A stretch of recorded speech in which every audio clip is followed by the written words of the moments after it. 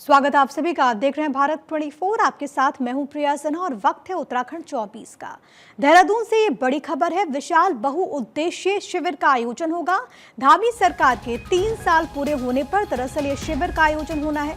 शिविर में मुख्यमंत्री पुष्कर सिंह धामी भी शिरकत करेंगे। मुख्य अतिथि के तौर पर उनकी मौजूदगी रहेगी। तो अलग अलग कार्यक्रमों का आयोजन प्रदेश भर में हो रहा है, क्योंकि मौजूदा सरकार ने 3 साल का कार्यकाल पूरा कर लिया है। इन 3 वर्षों में कई सारी उपलब्धियां सरकार की रही, जिसमें अगर प्रमुख तौर पर अगर आप देखेंगे तो समान नागरिक संहिता, इसके अलावा भी कई सारे ऐसे मसले हैं जिसको लेकर के सरकार की तरफ से पहल की गई और बहुआयामी इस पूरे कार्यकाल के दौरान उपलब्धियां रही, जिसका जिक्र बार बार होता है। और अब मुख्यमंत्री पुष्कर सिंह धामी इस शिविर का हिस्सा होंगे मुख्य अतिथि के तौर पर। जाहिर है कि उनके संबोधन में वो तमाम जो उपलब्धियां रही हैं सरकार के बीते 3 वर्षों की, उसका भी जिक्र होगा। हरीश थपलियाल मेरे साथ, मेरे सहयोगी तमाम जानकारी के साथ कनेक्टेड हैं। हरीश, क्या ये पूरा कार्यक्रम मुख्यमंत्री पुष्कर सिंह धामी का कब वो पहुंचेंगे, क्या तैयारियां इसको लेकर?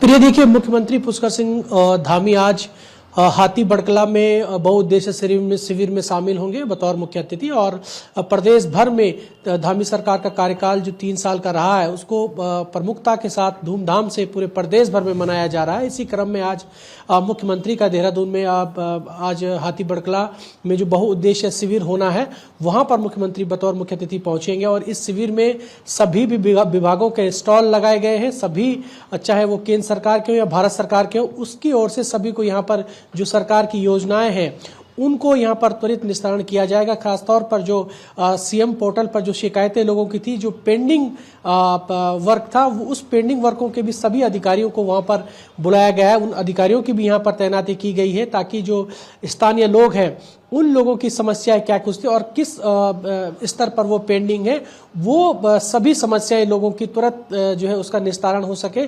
जिले के सभी सक्षम अधिकारी बहुउद्देशीय शिविर में मौजूद हैं। कुछ ही देर बाद मुख्यमंत्री पुष्कर सिंह धामी हाथी बड़कला जो सर्वे ऑफ इंडिया का ग्राउंड है वहां पर विशाल बहुउद्देशीय शिविर का वहां पर आयोजन किया जा रहा है। ऐसे में ये माना जा रहा है कि मुख्यमंत्री की साफ तौर पर ये दृष्टि है कि जो सरकार की योजनाएं है उसका लाभ सभी लोगों को मिले, आम लोगों को मिले। जो लोग सरकार की योजनाओं से वंचित रह जाते हैं उन लोगों को सरकार की योजनाओं का लाभ मिल सके। यही नहीं, जो जिन लोगों को पासपोर्ट बनाना है उन लोगों को पासपोर्ट की यहाँ पर सुविधा दी गई है कि 3 दिन के भीतर, यदि कोई जल्दी भी पासपोर्ट चाहता है तो उसके लिए भी 3 दिन तक जो है उसका पासपोर्ट जो है बन सकता है। अमूमन ये देखा जाता है कि 15 दिन या 20 दिन आप नॉर्मली पासपोर्ट बनने में लगते हैं, लेकिन ऐसे विधि विशाल बहुउद्देशीय शिविर में ये सुविधा दी गई है कि 3 दिन के भीतर आपका पासपोर्ट बन जाएगा। ऐसे में सभी जो योजनाएं सरकार की हो, जैसे मुख्यमंत्री स्वरोजगार योजना है या पीएम सूर्य घर योजना है,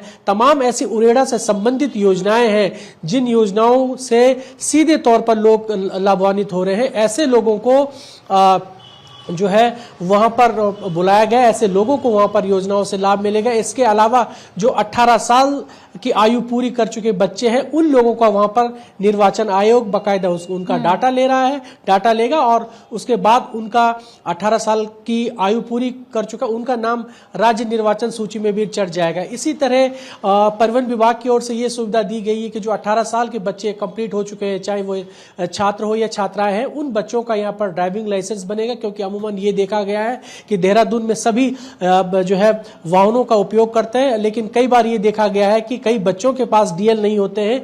22-23 साल के अमूमन ऐसे बच्चे, कई बार पुलिस की ओर से ये रिपोर्ट दी गई है कि कई बार जो ये देखा गया कि बच्चों के पास ड्राइविंग लाइसेंस नहीं होता है, जो एमबी एक्ट का उल्लंघन है, मोटर व्हीकल एक्ट का उल्लंघन है। ऐसे में आज परिवहन विभाग के अधिकारियों ने 18 साल की उम्र जो बच्चे पूरी कर चुके उन बच्चों का भी यहाँ पर ड्राइविंग लाइसेंस बनाया जाएगा। तो कह सकते हैं कि इसको विशाल बहुउद्देशीय शिविर का रूप दिया गया है। मुख्यमंत्री चाहते हैं, सरकार चाहती है कि यहाँ पर लोगों को सभी योजनाओं से लाभ मिले। जो छोटी छोटी समस्याएं, छोटे छोटे जो डॉक्यूमेंट्स हैं वो डॉक्यूमेंट्स यहाँ पर सभी के पूरा किया जा सके। क्योंकि एक अच्छे नागरिक की यही पहचान होती है कि उसके पास जो बेसिक डॉक्यूमेंट्स है वो फुलफिल हो सके, ताकि वो एक कह सकते हैं कि एक क्योंकि सुबह से शाम तक यदि नॉर्मली किसी भी व्यक्ति की बात करें तो कानून के दायरे में रहता है, चाहे वो एक दुकान का सामान लाने से शुरुआत हो या फिर सड़क तक चलने तक, तो वो कानून के दायरे में रहता है। ऐसे में बेसिक डॉक्यूमेंट सभी के पास होना चाहिए, ये सरकार की प्राथमिकता है। यानी कि हरीश समझा जाए कि एक छत के नीचे लोगों को तमाम फैसिलिटीज़ मिलेगी, तमाम योजनाएं जो कि सरकार चला रही है उससे लाभ मिल पाएगा। बहुत धन्यवाद आपका हरीश, तमाम बातचीत और जानकारी हम तक पहुंचाने के लिए। बढ़ेंगे आगे। मुख्यमंत्री पुष्कर सिंह धामी ने एक्स पर पोस्ट किया। सीएम धामी ने मंदिर का वीडियो साझा किया है। श्री नीलकंठ महादेव मंदिर का ये वीडियो है। पौड़ी गढ़वाल में श्री नीलकंठ महादेव मंदिर है। देवाधिदेव महादेव का आशीर्वाद भक्त जनों पर बना रहे, ये सीएम लिखते हैं। लाखों श्रद्धालुओं की आस्था का केंद्र है, ये उन्होंने वीडियो साझा करते हुए लिखा है।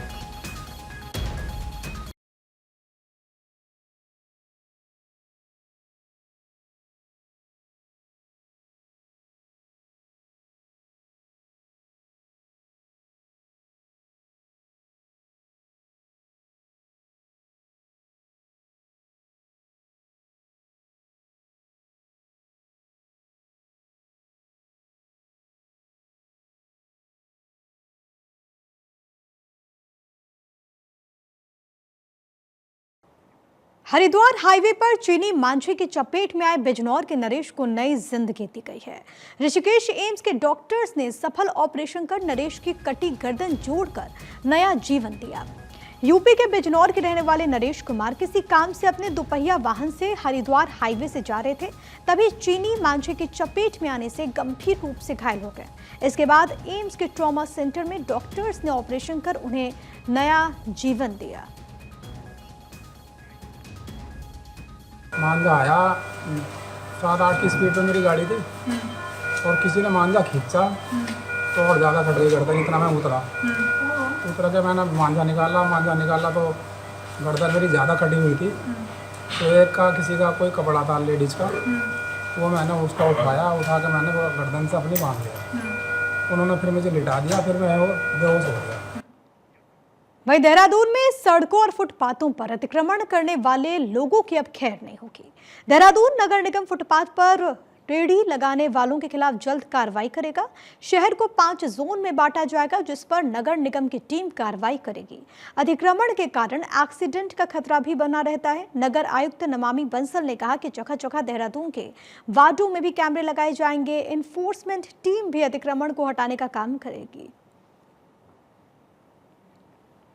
5 जोन पहले से ही हैं नगर निगम क्षेत्र के, और अभी जो रीसेंट प्रथम बोर्ड बैठक कंक्लूड हुई है नवनिर्वाचित बोर्ड की, उसमें ये निर्णय लिया गया है कि जो जेब्रा फोर्स पहले कार्य करती थी अतिक्रमण हटाने का, उसी को जोनल स्तर पर डेवलप करते हुए, यानी कि जोनल जेब्रा फोर्स के माध्यम से अतिक्रमण हटाने की कार्रवाई की जाएगी।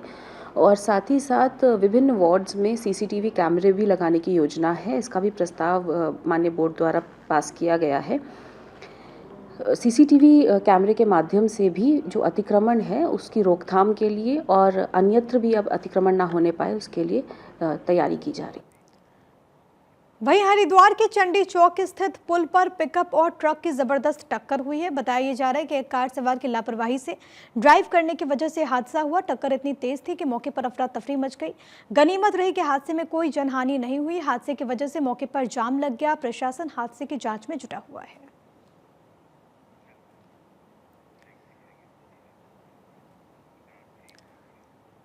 कोटद्वार की बात करेंगे, जहां पर गंग नहर का पानी लाने के लिए लगातार संघर्ष जारी है। 75 साल के सामाजिक कार्यकर्ता दिनेश चंद्र कोठारी लगातार गंग नहर को कोटद्वार लाने के लिए संघर्ष कर रहे हैं। उनका कहना है कि गंग नहर के पानी से कोटद्वार में खुशहाली आएगी।